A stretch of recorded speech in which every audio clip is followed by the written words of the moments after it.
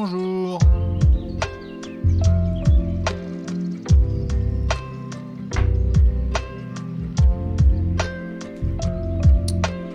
On s'installe.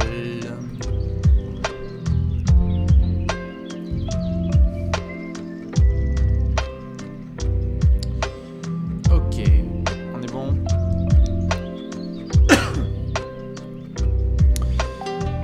Bonjour à toutes et à tous. Il est 5h49 du matin et vous êtes bien dans Allez Café. Votre petit point en sortie de match de finale NBA. Ah, il y a 2-1.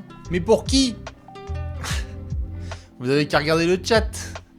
Il suffit de voir la couleur en ce moment. S'il n'y a pas beaucoup de trèfles, c'est qu'il y a moyen qu'une équipe californienne s'en sorte. S'il y a beaucoup de trèfles, ça veut dire certainement qu'une équipe du côté de Boston a fait le travail. On s'installe tranquille en espérant que vous allez bien. Sorti de Game 3, on vient de regarder donc ce match numéro 13 des finales NBA 2022 avec donc la victoire 116-100 des Celtics à domicile. 2-1 pour l'équipe de Jaylen Brown et Jason Tatum. On va faire comme d'habitude, revenir sur les détails de cette rencontre, plein de choses à devoir discuter, des gens passionnés par l'arbitrage, je vois qu'il y en a plein, et d'autres qui veulent parler de basketball aussi, et donc de performance ou de contre-performance, petite dédicace à Draymond Green, des joueurs qui ont fait le travail, des joueurs qui ont bien tiré, d'autres qui n'étaient pas là, des joueurs qui ont serré les dents pour faire leurs efforts, et donc on va pouvoir discuter de tout ça, comme d'habitude. On respecte les classiques, petite lampée en disant bonjour aux gens qui sont en direct avec Bibi ou peut-être que vous êtes en replay sur YouTube. Auquel cas, je vous souhaite un bon début de journée. Où est-ce qu'on est ? Il y a des gens qui sont de partout. Salut, coucou. Salut à ceux qui... Bonjour de Prince George, magnifique. Coucou de Chicago, de Nantes, formidable. Madagascar. Bonjour à mes amis de Madagascar. Je vois que vous êtes nombreux du Québec, comme d'habitude. Formidable, il y a plein de fans de Boston pour un anniversaire même. Bon anniversaire à ceux dont c'est l'anniversaire aujourd'hui. Magnifique période de l'année qui est la période des Gémeaux, bien évidemment, on ne le répétera pas assez. Salut aux poteaux de Tours, d'Angers, de Prague, de Tunisie, de Montreuil, de Bordeaux, de Bretagne et de tout et de rien et de n'importe où, de Waterloo. Voilà. Dans tous les cas, on vous souhaite bien évidemment un bon début de journée. On va donc commencer... et pas perdre de temps en montrant évidemment les bases. Victoire 116-100. Comme d'habitude, vous savez, j'aime bien d'abord raconter un petit peu le fil du match pour soit ceux qui viennent de le voir, soit ceux qui ne l'ont pas vu et donc se tapent un petit peu un récap complet. Et puis on va rentrer dans les détails des différents sujets de cette rencontre. La performance, la contre-performance de Draymond Green, la performance notamment de Jaylen Brown, celle de Jason Tatum. On a eu aussi du très très bon Robert Williams, on va reparler de tout ça.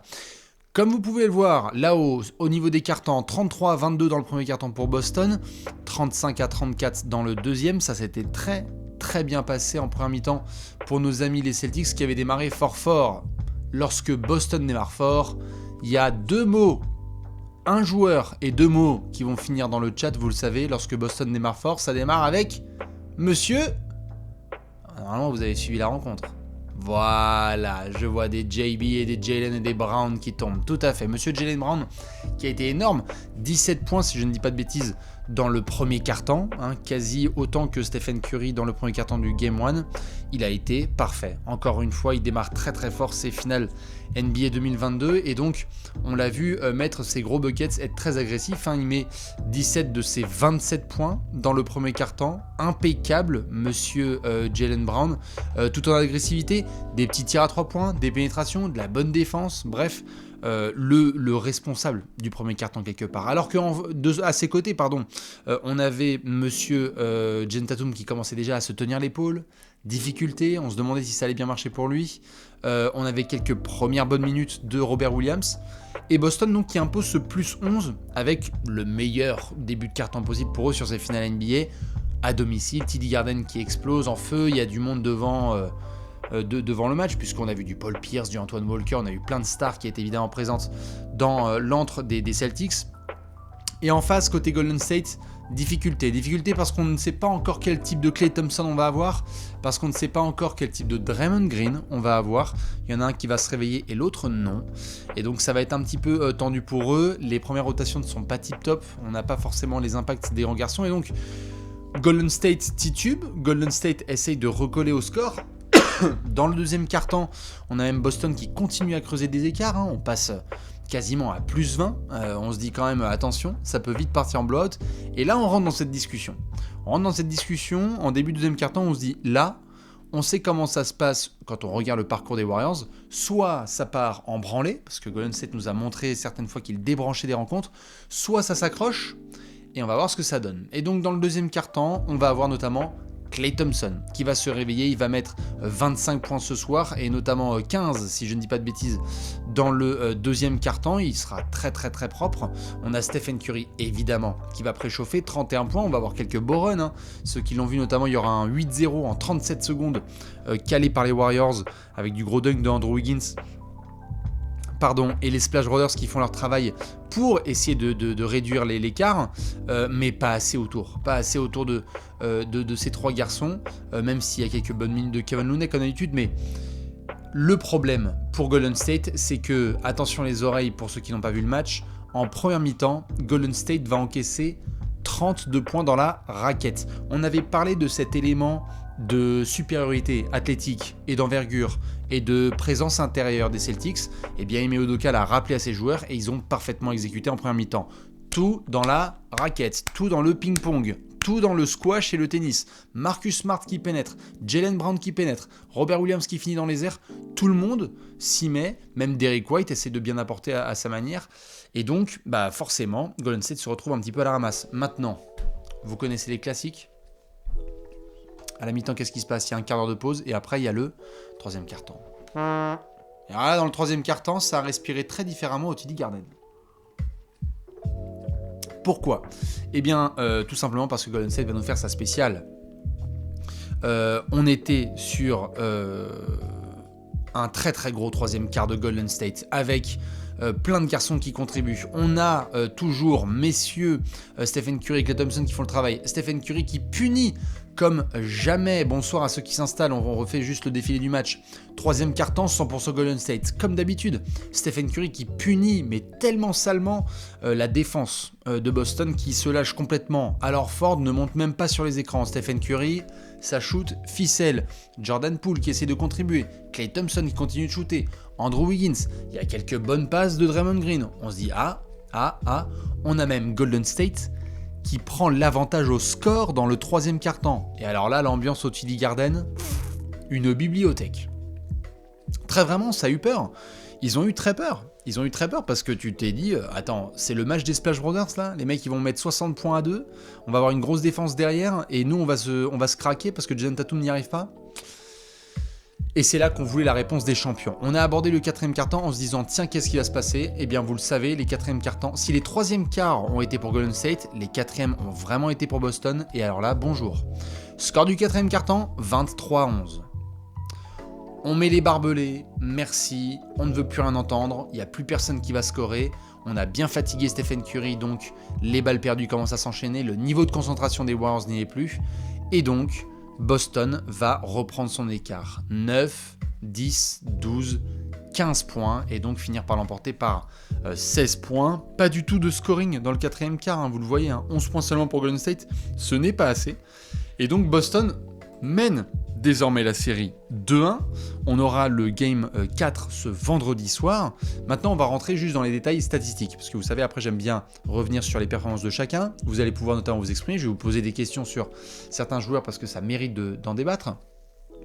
Voilà, je vois que certains parlent de Robert Williams. Ne vous inquiétez pas, on va parler de tous ces garçons. Mais vous savez qu'on aime bien parfois commencer avec... je dirais pas de la violence, mais... on va commencer par ceux qui méritent d'être jugés en premier. Parlons de monsieur Draymond Green.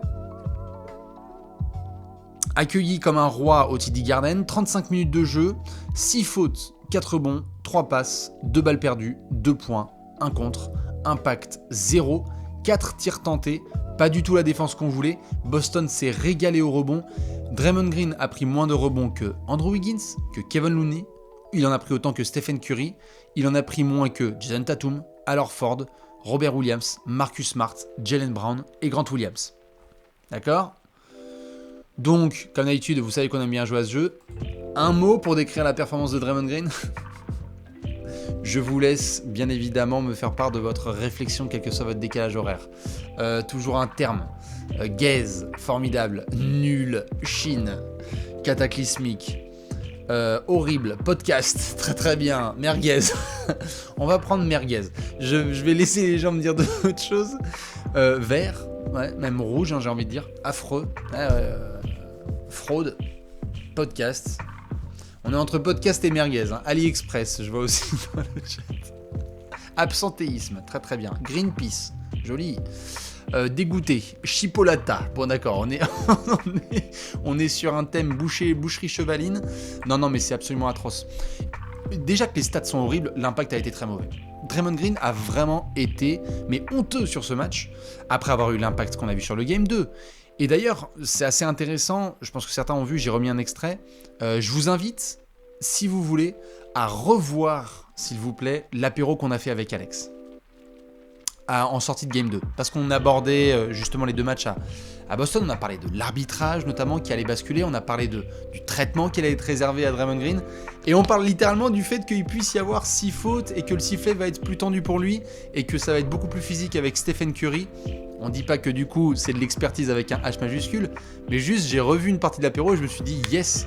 Moi, on n'a pas dit trop de conneries parce que c'est un petit peu ce qui s'est passé sur le Game 3 avant de voir ce qui va se passer sur le Game 4. Donc Draymond Green, clairement, merguez. Andrew Wiggins, impeccable. Rien à redire. Moi, je dis, perso, 18 points, 7 rebonds. Je sais pas ce que vous en pensez, mais j'ai pas grand-chose à dire sur Andrew Wiggins. Il a fait son taf. 40 minutes, tu peux pas demander plus. 18 points, 7 rebonds, 2 passes, 2 comptes, 2 interceptions. C'est nickel. Kevin Looney, allez. Même s'il y a eu des soucis de rebond à l'intérieur, parce que vraiment Boston s'est régalé, tu peux pas non plus trop lui en vouloir. Ça fait le travail. Steph et Clay, tu peux difficilement demander mieux, parce que Clay fait enfin son début de finale NBA. 25 points à 5 sur 13 à 3 points, 6 sur 6 au lancer, et il a vraiment mis des gros buckets quand Steph se reposait. Steph, encore un gros match. 31 points, 4 rebonds, 2 passes, 2 interceptions, 6 sur 11 à 3 points. Il crée tous les décalages. Alors, un des trucs qui a le plus pénalisé Steph, vous le savez évidemment, ce sont les fautes. Steph, là, sur le match, il a que 4 fautes. Il a que 4 fautes, pardon. Mais il a été en course permanente contre ses fautes. C'est-à-dire qu'il en a pris 2 assez rapides, puis une 3e dans le deuxième quart-temps. Donc Steve Kerr a hésité à le garder sur le terrain, mais donc du coup, il a dû être moins agressif en défense, alors qu'on l'avait vu très bon sur le Game 2. Et pareil dans le troisième quart. Quand Steph, dans le troisième quart-temps, a 4 fautes, Steve Kerr le laisse. A raison d'ailleurs de le laisser, puisque le run de Golden State va passer par Stephen Curry. Mais malheureusement, il va beaucoup donner en énergie. Et vu le traitement qui lui sera réservé physique par la défense de Boston, on va y revenir, ça va finir par payer. En sortie de banc, toujours autant de soucis. On a vu que ça allait un peu mieux sur le Game 2, mais pas d'impact de Bjelica, pas d'impact de certains autres garçons. Gary Payton 2, ça a été beaucoup plus compliqué là sur ces 11 minutes. Jordan Poole, allez, 10 points, 3 rebonds et 3 passes, mais quel impact réel sur 24 minutes, trop compliqué. Otto Porter, quelques bonnes choses, du rebond offensif, de la passe pour Klay Thompson, 6 points, 4 passes, pourquoi pas. Mais le banc vraiment de Golden State n'a pas été à la hauteur, et donc Draymond en plus ne l'a pas été. Globalement, la défense de Golden State n'y était pas, donc voilà un petit peu pour les Warriors. Je vais revenir évidemment sur nos amis de Golden State, mais il faut rendre évidemment à Boston ce qui lui appartient, et en l'occurrence des applaudissements. Je vous laisse quand même envoyer quelques petits applaudissements pour nos amis les Celtics, qui l'emportent donc 116 à 100, sur qui revenir en premier, j'ai envie de dire, monsieur Jaylen Brown. Est-ce que vous pensez que c'est Jaylen Brown, Robert Williams ou Jason Tatum l'homme du match pour Boston? Moi perso c'est Jaylen Brown. Mais peut-être qu'il y en a qui vont mettre Jason Tatum ou Robert Williams. C'est encore Jaylen Brown, on est d'accord hein, quand même. C'est Jaylen Brown. Hein. Qu'est-ce qu'il est fort, putain. Là sur ces finales c'est dingue. Le niveau de jeu qu'il a, il a même fait du gros compte sur Klay Thompson. 27 points, 9 rebonds, 5 passes, un gros compte sur Klay Thompson. 9 sur 16 au tir, 4 sur 8 à 3 points. Encore plus propre que Jason Tatum, puisque vous le voyez là-haut. JT il a été à 9 sur 23 au shoot et 3 sur 9 à 3 points. On va revenir sur Tatum. JB, impeccable, qui continue encore, fort. Il démarre très bien le premier quart-temps, comme je disais, 17 de ses 27 points, c'est ce qui permet notamment à Boston de bien démarrer sa soirée. Si on avait suivi Jason Tatum, qui va bien se reprendre par la suite, ça aurait été une autre affaire. Jaylen Brown, il lance la franchise dans son Game 3 à domicile. Et ça, c'est très très fort. Et il a aussi fait de la bonne défense quand il le fallait. Et il s'est battu sur différents aspects du jeu. Vous voyez, il a 3 rebonds offensifs notamment. Jason Tatum, 26 points, 6 rebonds, 9 passes, 1 interception. 9 sur 23 au tir, 3 sur 9 à 3 points. J'ai envie de dire, au-delà des chiffres, très très fort encore une fois sur la distribution. On l'avait vu faire 13 passes décisives sur le Game 1. Il y en a 9 cette nuit pour Jason Tatum. Toujours à trouver les bons décalages. Le niveau des décisions de Jason Tatum devient vraiment élite. C'est-à-dire que si ça rentre pas au scoring, on va prendre le temps et on va donner la balle dans le corner pour Marcus Smart ou en l'air pour Robert Williams ou pour un autre garçon qui va venir cutter. Vraiment un match en 2 visages, je vais dire, de Jason Tatum, c'est-à-dire pas trop fort en première mi-temps, mais qui répond présent dans les gros moments de la deuxième mi-temps lorsqu'il faut tenir face à la grosse vague Warriors. Il a rentré des gros tirs à 3 points notamment et il a mis des belles pénétrations avec sa longueur de bras lorsqu'on attendait justement Boston qui devait repunir à l'intérieur. C'est passé notamment par Jason Tatum sur pénétration. Alors Ford, ok, 11 points, 8 rebonds, 6 passes, une belle passe à un moment, vous l'avez vu je pense en touchdown pour Jaylen Brown sur remise en jeu. Il a été tout à fait correct, alors Ford, pour punir notamment sur switch et notamment sur Stephen Curry qui avait des soucis de faute. Mais oui, on peut faire un focus sur Monsieur Robert Williams, qui, numériquement, vous le voyez, n'a que 8 points, 10 rebonds, mais avec 3 interceptions et 4 contres. Mais c'était le vrai Robert Williams cette nuit. Je pense que vous êtes d'accord, c'était Time Lord, c'est celui que les fans de Boston adorent. On l'avait vu physiquement bien démarrer les finales NBA, après le Game 7 à Miami où c'était vraiment très inquiétant. On a vu un Game 2 où il a joué moins d'un quart d'heure et on s'était posé la question dans l'apéro avec Alex de savoir s'il allait pouvoir vraiment tenir dans la série. Et bien là, on a eu le vrai Robert Williams game. Très tôt dans la partie, on voit Ime Udoka décider de faire rentrer Derrick White pour jouer petit. Mais vraiment, pour le coup, Robert Williams va se retrousser les manches, va serrer les dents et va faire un pur match. Des très gros contres pour aller justement empêcher Stephen Curry de mettre ses flotteurs, pour intimider aussi les Andrew Wiggins qui vont avoir du mal à aller vers le panier par la suite. Draymond pareil, d'autres garçons vraiment vont être effrayés de la présence de Robert Williams. Et donc c'est... j'ai envie de dire, je vais vous poser la question, est-ce que c'est le 3e meilleur joueur de Boston ce soir? Parce que Marcus Smart, il finit à 24 points, 7 rebonds et 5 passes. Mais si je peux me permettre, c'est pas... Enfin, moi j'ai l'impression que le 3e meilleur joueur de Boston ce soir, c'est Robert Williams. Est-ce qu'on est d'accord? Parce qu'il y a des gens qui vont se lever, qui vont faire « Ah, quand même, Marcus Smart, 24 points, 7 rebonds, 5 passes, 3 sur 7 à 3 points. » Mais l'impact de Marcus Smart, il se fait à la fin, il y a des gros shoots qui rentrent enfin, et... très très bien, hein, notamment pour maintenir le lead des Celtics, mais dans les moments importants, Robert Williams, je pense, a été beaucoup plus décisif. Pas le même impact, nous sommes d'accord, c'est le facteur X. Y en a qui me disent que c'est Draymond Green, le 3e meilleur joueur de Boston, il y en a qui me disent que c'est Scott Foster, ça on va en reparler évidemment. Dans tous les cas, en sortie de banc, on a eu un peu mieux de la part de Grant Williams, 10 points et 5 rebonds.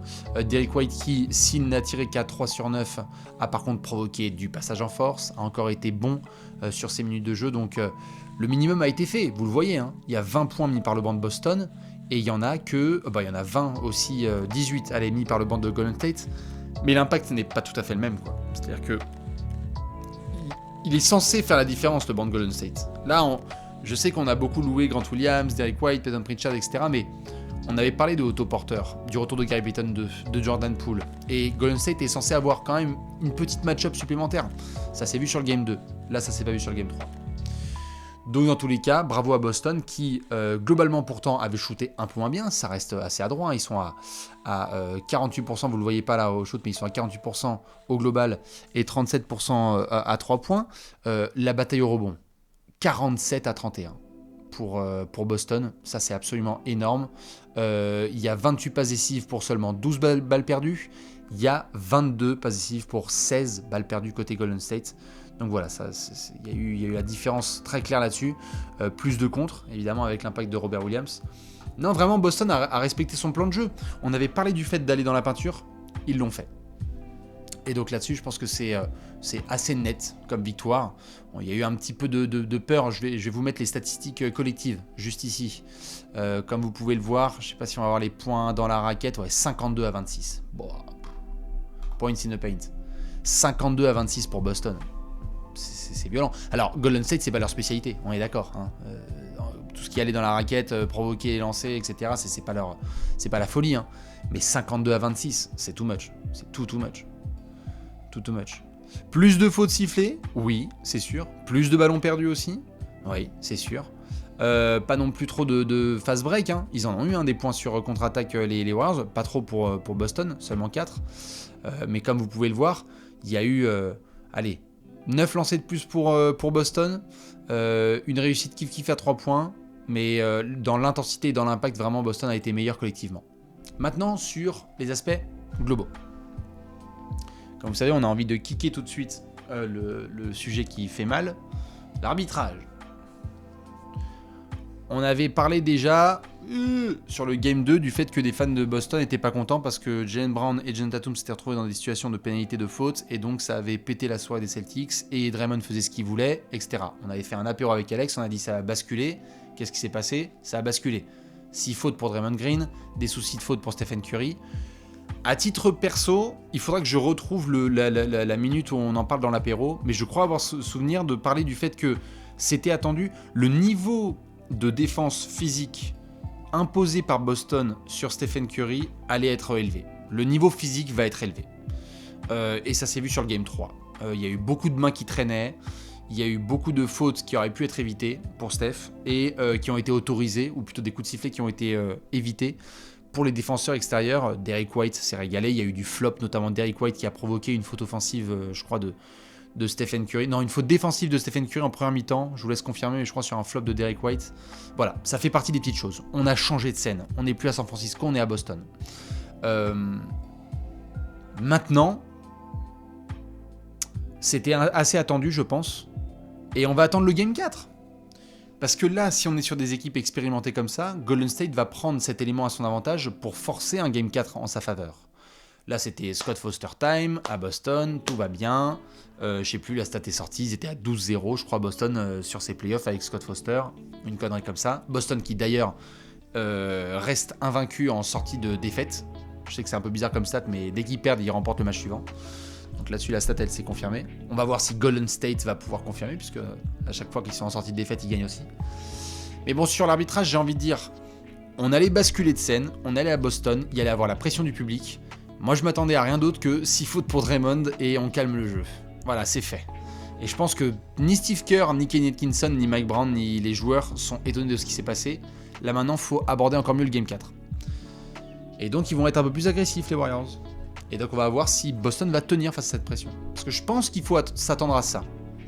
De la part de Golden State sur le prochain match. Parce que c'était un peu avantagé Boston, comme ça a été un peu avantagé Golden State sur le Game 2.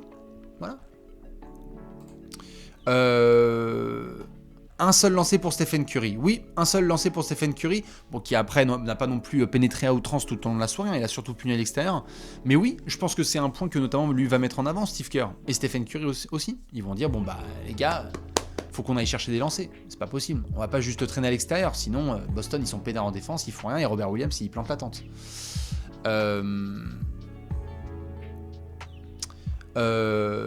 Dans tous les cas, voilà à peu près ce que je dirais sur cet aspect-là. La question que je vais vous poser, c'est comment est-ce que vous voyez le Game 4 ? Vous savez qu'on aime bien parier match par match. Je vous avais dit, est-ce qu'on allait avoir 2-1 Boston, 2-1 Golden State ? Je crois que j'avais dit 2-1 Boston, Alex, 2-1 Golden State, et qu'on repartait sur 2-2. Je pense qu'il va y avoir 2-2. Est-ce que vous dites qu'il y a 2-2, ou est-ce qu'on part sur un 3-1 Boston ? C'est-à-dire, en gros, est-ce que Golden State va regretter le Splash Brothers game qui ne se transforme pas en victoire ? Parce que vraiment, quand tu mènes dans le troisième quart-temps, la Golden State, tu peux avoir des regrets. Et te dire, merde, on aurait dû vraiment les enfoncer. Il y en a qui disent 3-1. Est-ce que j'ai la place pour faire un sondage ? Allez, on va essayer. Je vais faire un petit sondage là en speed. Je tente juste un sondage sur Twitch. Je vais voir. Gérer les sondages. 2-1. Non, pardon. 2-2. 2-2 ou 3-1. Super le nom du sondage. Vous allez voir, ça va être formidable. Hop là, attention, le sondage, il est lancé. Boum, magnifique, c'est la joie des internets. Dites-moi ce que vous en pensez un petit peu pour que j'ai des pourcentages un petit peu. Moi, je crois au 2-2. Mais tu peux avoir des regrets là, c'était Golden State. Après, il démarre tellement mal le match. il démarre très très mal le match et Draymond Green est à un niveau... Enfin, je veux dire, Grant Williams fait 2 fois un meilleur match que lui, quoi. C'est très très chaud. Mais tu peux peut-être avoir enfin un off-game de Curry, quoi. Je veux dire, si ça se trouve, Stephen Curry, au prochain match, c'est le premier match qu'il loupe de ses finales. Alors, je touche du bois que non pour les fans de Golden State, mais attention, hein. Là, t'as vraiment eu le Splash Brothers game, quoi. Vous dites quoi? Vous dites en majorité quand même 3-1 pour Boston. Enfin... Ouais, fan des Warriors, on me dit dans le chat, je pense qu'il y aura 3-1 parce que c'est le game 3 qu'il fallait prendre. Je suis d'accord, mais je pense quand même que le champion va surgir. L'expérience va surgir sur ce game 4 en direct du TD Garden. Il y a des améliorations à faire. Je pense que Kenny Atkinson va fracasser une tablette et dire les mecs, on a pris 116 points à un niveau. Ils ont pris 68 points en première mi-temps. En deuxième mi-temps, il y a 44 à 48 pour Boston. On est plus dans un range qui convient Golden State quand même, hein, de limiter Boston à 48 points. Bon, après, ils font un quatrième quart de merde, hein, Golden State, mais je pense que la première mi-temps là, de Golden State, défensivement, c'était une des pires que j'ai pu voir depuis assez longtemps. Bah, et c'est pas pour enlever du crédit à Boston, hein, qui a bien attaqué, qui a été agressif. Mais non, quand même, Golden State doit se reprendre en défense. Allez, je vais partir sur 2-2. Dans tous les cas, vous êtes nombreux à dire 3-1 et on va voir ce que ça donne. Comme d'hab, vous savez qu'on aime bien faire des petits ladders, ranking. Il y a 2-1 pour Boston. Aujourd'hui, le MVP des finales, parce qu'on avait dit à 1-1, on avait dit c'est Steph. Aujourd'hui, Jaylen Brown prend le number 1 spot. Qui sont les 3 meilleurs joueurs de ces finales aujourd'hui? Allez, on l'avait fait, on avait sorti Tatum du bordel en sortie de Game 2. C'est quoi? C'est Brown, c'est Curry, puis Jaylen Brown, puis Tatum quand même. On commence à retrouver les patrons. Curry, Brown, Tatum. Allez, Curry, Brown, Tatum. Je suis d'accord. Et attention, la question qui fâche, mais j'ai l'impression quand même... Au moment où on parle, le MVP des finales, c'est Jaylen Brown quand même. Ou vous le donnez à Tatum? Le MVP des finales, c'est... Il y en a qui vont le donner à Curry quoi qu'il arrive. Ouais, c'est Jaylen Brown quand même. Ouais, c'est... Non, SVP, c'est pour Curry. Ah, quand même. Non, mais là, à 2-1 pour Boston, tu peux pas le filer à Steph. Il est très très fort. Hein. C'est le meilleur joueur de ces finales pour le moment, mais il faut le donner à une équipe qui gagne. Là, si t'es à 2-1, je pense quand même que c'est pour Jaylen Brown.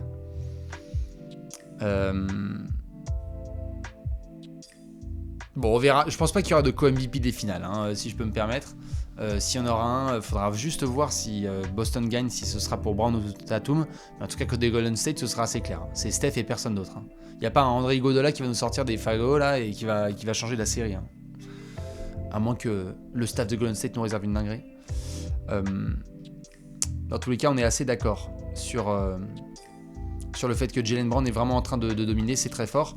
Le Game 4, donc, aura lieu ce vendredi. Vendredi à 3h du matin, si je ne dis pas bêtises. Pareil, on se fera un aller café en sortie 2. J'ai une chouette annonce normalement à vous faire, les 1200 qui sont là et à qui je fais des cœurs. Plein de trucs que j'ai pu anticiper, notamment sur des rumeurs de transfert accumulées avec quelques sources croisées, des rumeurs sur la draft, notamment qui va se pointer le 23 juin et qu'on va commenter en direct. Du coup, il va y avoir des allées café, mais plutôt en pré-match.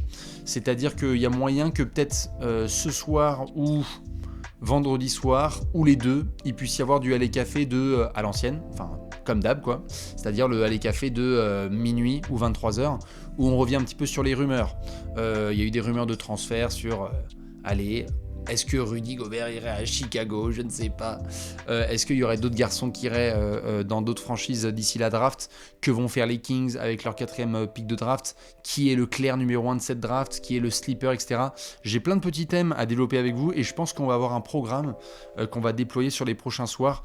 Vous aurez des profils de draft aussi, on est en train de s'y pencher avec Alex, donc on va pouvoir les faire avec les magnifiques intros de Léonce. Donc ça c'est sûr et certain, on va pouvoir vous régaler sur les prochains jours.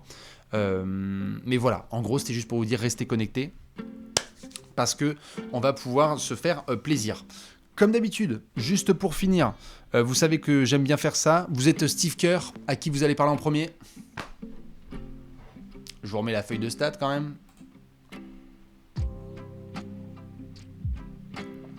Ta-ta-ta. Draymond Green, on est d'accord. La discussion, elle doit être très claire entre Draymond Green et Steve Kerr. Mec, là, t'es le 13e meilleur joueur des finales. Ce serait bien que tu sois le 5e. Ou le 4e, déjà, de base. On se réveille, Draymond Green. Là, c'est pas du tout sérieux.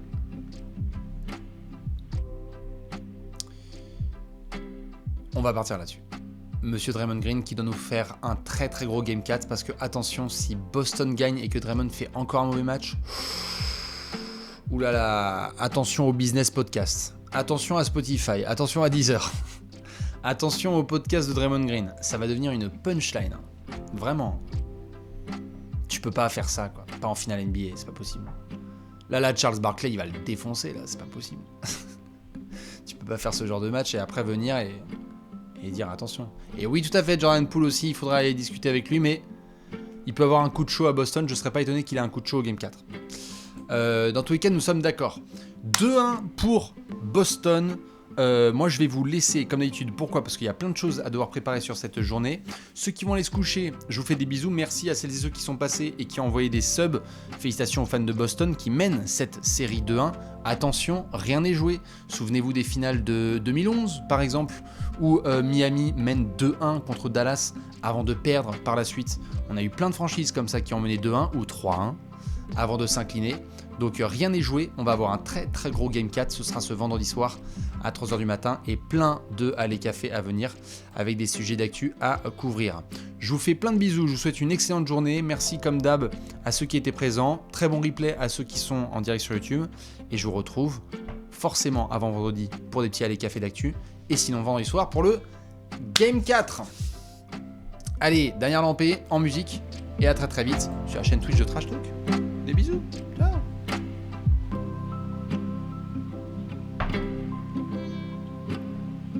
À toutes.